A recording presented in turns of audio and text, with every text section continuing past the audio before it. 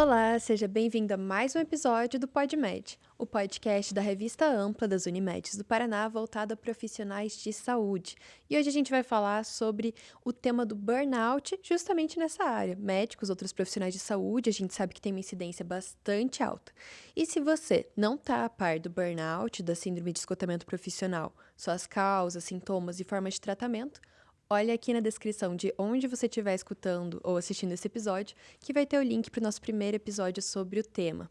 E nosso convidado é o Dr. Luiz Antônio da Silva Sá, médico especialista em clínica médica, geriatria e gerontologia e também professor da Faculdade Evangélica Mackenzie do Paraná. Então, muito obrigada por estar aqui hoje, doutor. É um prazer ter o Olha, senhor novamente. agradeço muito a oportunidade, não é? De um tema tão importante como esse, e eu espero esclarecer suas perguntas. Doutor, então, eu já falei até um pouquinho no início que a área de profissionais da saúde é uma área que tem uma incidência muito alta, né, de burnout. O que faz com que essa área em específico seja tão afetada? Então, veja bem, no episódio anterior nós falamos sobre várias profissões que podem sim serem mais propensas ao burnout. A liderança é a classe médica e quem trabalha junto, não é? A área de saúde. O médico lidera, com certeza, um número maior de pessoas acometidas de burnout. E ele vai levando isso numa circunstância, numa situação que não se dá conta, porque ele tem tanta coisa a fazer, isso a gente pode discorrer aqui ao longo da nossa entrevista, que ele vai levando numa situação angustiante e às vezes não se dá conta do problema que é. Doutor, e até o médico em si lida com situações estressantes, literalmente de vida ou morte, dia após dia. Eu imagino que até para se manter presente, conectado com a situação, é preciso de um certo nível de desligamento. E a gente tinha falado também no outro episódio sobre como, às vezes, você se desconectar do trabalho pode gerar uma síndrome do burnout, né? Você pode realmente se desconectando e ficar apático àquilo. Como é que o senhor vê o contexto assim das características realmente emocionais do trabalho do médico, do profissional de saúde e na incidência no burnout? Vamos começar pelo seguinte, o médico, ele leva no mínimo 43 anos de trabalho para se aposentar. Enquanto outras profissões se aposentam até com 25 anos, eu já atendi pacientes que tinham 40 e poucos anos e já estavam aposentados. O médico leva de trabalho, no mínimo, 43 anos.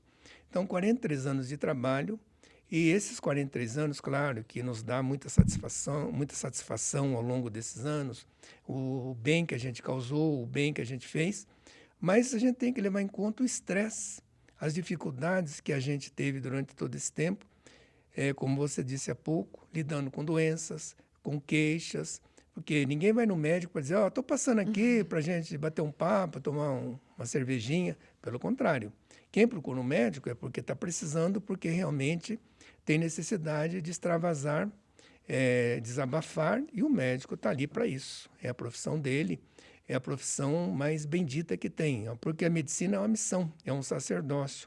A partir do momento que a pessoa aceita a profissão e decide por ela, ele tem que se dedicar integralmente a ela. E ele se dedicando a ela, com certeza, a parte social, a parte familiar fica de lado. Quantas vezes, por exemplo, nós médicos temos, por exemplo, um compromisso social. Puxa, tudo pronto, a família esperando, é um casamento, é um aniversário, alguma coisa importante, aí você não pode sair do hospital. Aí o paciente arruína, o paciente não está bem, ou quantas vezes está no meio de uma festa, isso já aconteceu quantas vezes?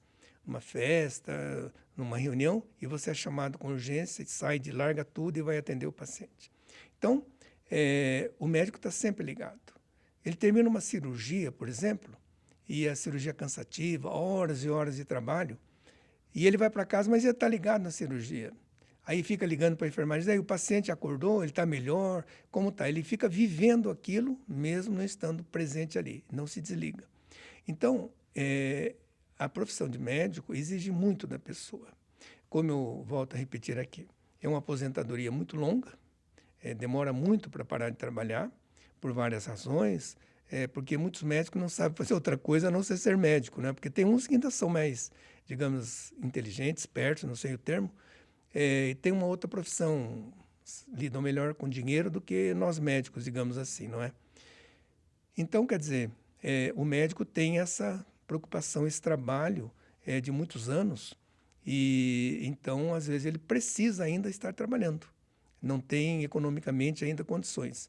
Ou economicamente ele precisa, ou porque ele se sente muito útil, muito importante ainda dentro do seu contexto, para dar ainda aos seus pacientes aquilo que ele sabe tão bem. E quando a gente fala dessa responsabilidade intensa, dessa carga também intensa de trabalho, muita gente escuta também sobre a formação do médico, ser um lugar também de estressores, de certa forma, para a saúde mental.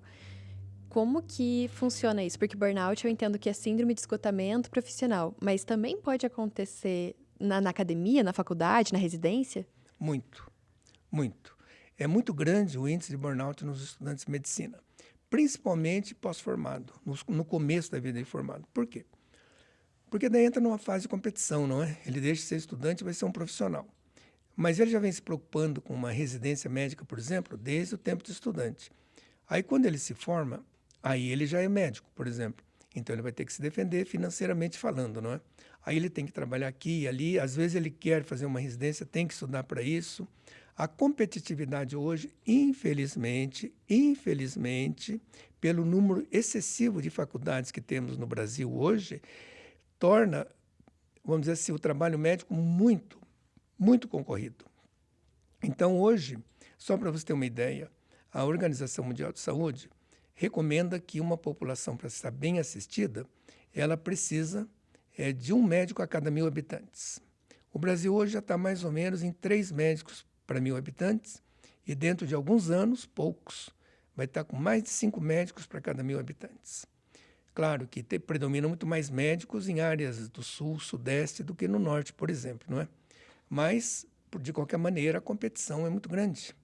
Então, a competição por um trabalho, a competição por um plantão, a competição por uma residência. E isso leva a uma situação de um estresse muito grande e certamente um burnout. Temos, assim, que entender que a vida médica não é fácil. Como nós falamos no episódio anterior, a população, de uma forma geral, vê o médico, vê o pastor, vê essas profissões como alguém inabalável, como alguém que pode ouvir, que você pode desabafar, você fala e sai tranquilo, né? E essas pessoas, nós, né, todos, somos humanos, né? Nós também temos nossos problemas, nossas dificuldades, nossas situações que também a gente precisaria, às vezes, até de trocar uma ideia, de desabafar também, não é? Então, a classe médica, ela é muito atingida por isso, muito atingida. Doutor, e eu imagino que o senhor falou um pouquinho sobre a grande competição, às vezes, nos centros urbanos, e eu imagino que também tem o outro lado da moeda, né? Que no interior, por exemplo, onde às vezes poucos profissionais são sobrecarregados até com muitas funções. E nesse contexto, eu queria entender se tem alguma especificidade que a gente sabe hoje, tanto em questão de locais, contextos, áreas da medicina, que fazem com que o burnout seja mais frequente. Então, veja bem. Às vezes, não é preciso nem num lugar tão inóspito, tão distante. Às vezes, até aqui mesmo em Curitiba. Por exemplo, volta e meia você vê falar que houve alguém que entrou numa unidade sanitária e destruiu tudo, quebrou porque o médico não atendeu. E o médico, coitado, se é esse o termo, ele faz o que pode. Mas, às vezes, faltam recursos, entendeu? E Curitiba até que é bem assistida, mas tem lugares que não é tão bem assistido. Faltam medicamentos, faltam exames, faltam mais médicos para atender a demanda da população.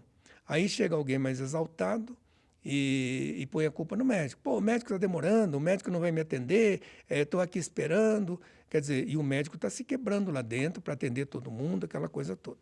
E isso gera, sim, uma instabilidade emocional muito grande, não é? Uma insegurança até no trabalho, e isso hoje já é um ponto de vista que o Conselho Federal de Medicina está vendo com muito cuidado, a questão de agressões em médicos.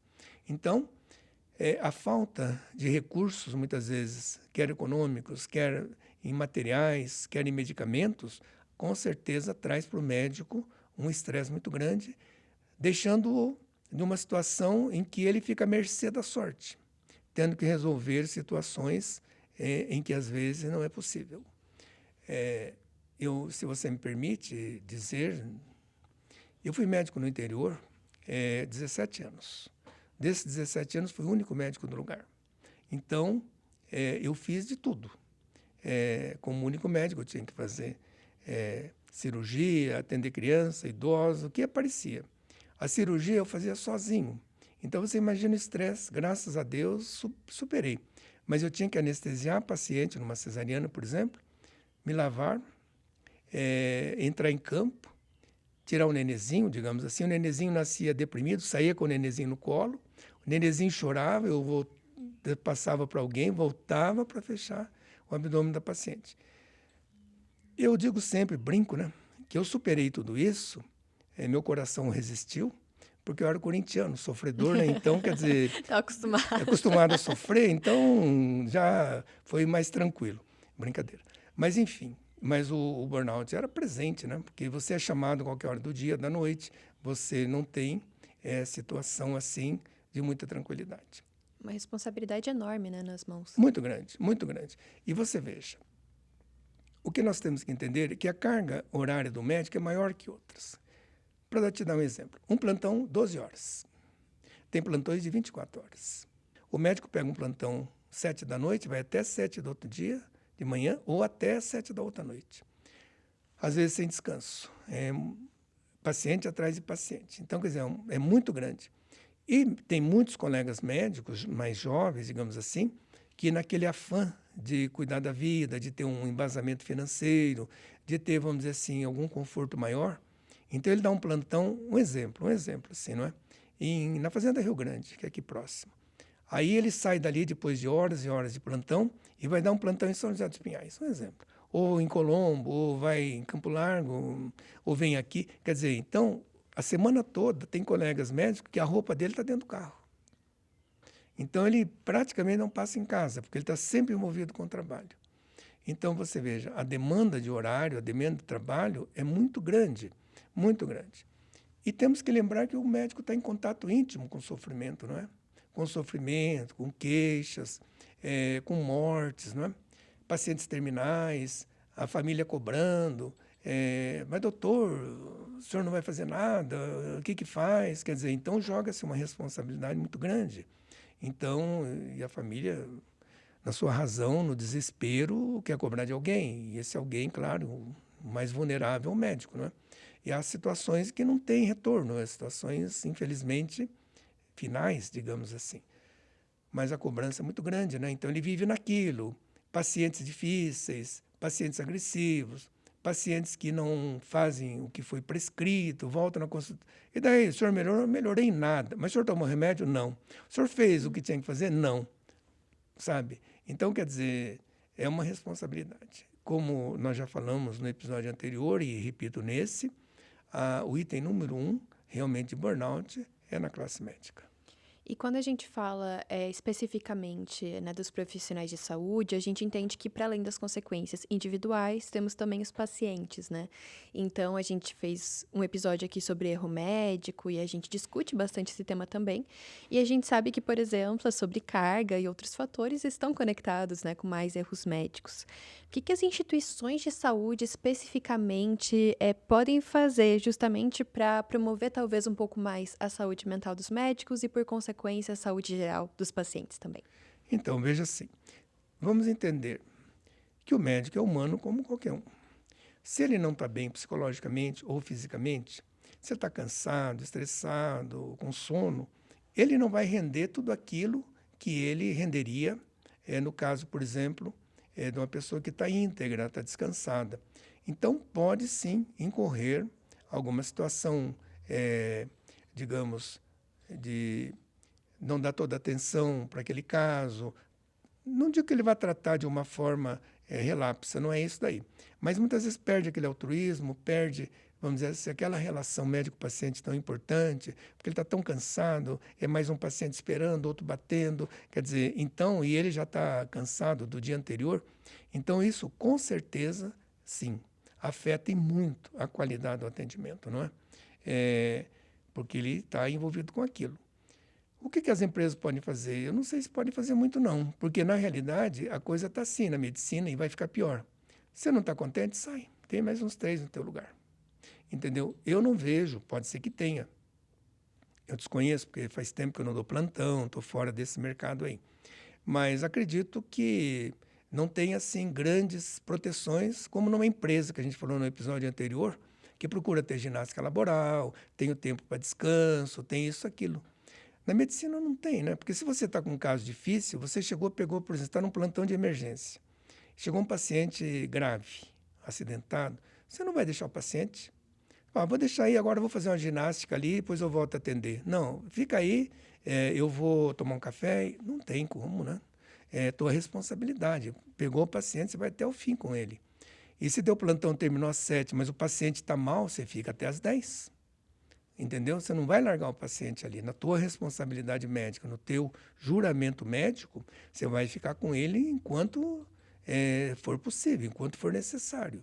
Então, nessa situação, o médico se desgasta muito, física e emocionalmente. E a exaustão é muito grande, não é? A exaustão é fundamental. Eu acho que é importante a gente ressaltar que talvez as instituições de saúde, até, né, dentro dos recursos possíveis, né, que a gente sabe que muitas vezes são limitados, mas dentro do possível também realmente conseguir, né, promover um número de colaboradores suficiente, realmente promover talvez até um trabalho multidisciplinar e que reduza um pouco a carga focada naquele único profissional, né, como o senhor falou às vezes.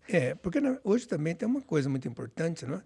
Que o médico não é só ele, né? Hoje tem, Uhum. como você bem citou, a equipe multidisciplinar, que essa equipe multidisciplinar ajuda em muito, né? É Uhum. uma equipe, então todos trabalham unidos em benefício do paciente. Tanto que o burnout não é exclusivo do médico, né? A parte da enfermagem, a parte que lida também com pacientes em dificuldades, sofrem tanto quanto o médico, né? Porque eles, de uma forma geral, principalmente a enfermagem, está envolvida diretamente com toda a situação, né? E às vezes também não é fácil. Porque, veja você, a partir do momento que você vai atender um paciente, seja um médico, seja uma enfermeira ou alguém do trabalho ali, você tem que se despir, no bom sentido, dos seus problemas pessoais. Você não pode estar atendendo o paciente ali, lembrando que o filho não foi para a escola, que a mulher não está doente, ou que, por exemplo, tem algum problema em casa. Você tem que estar focado no seu paciente. Então, o restante você vai tentar resolver depois. E aí vem muitos problemas, não é?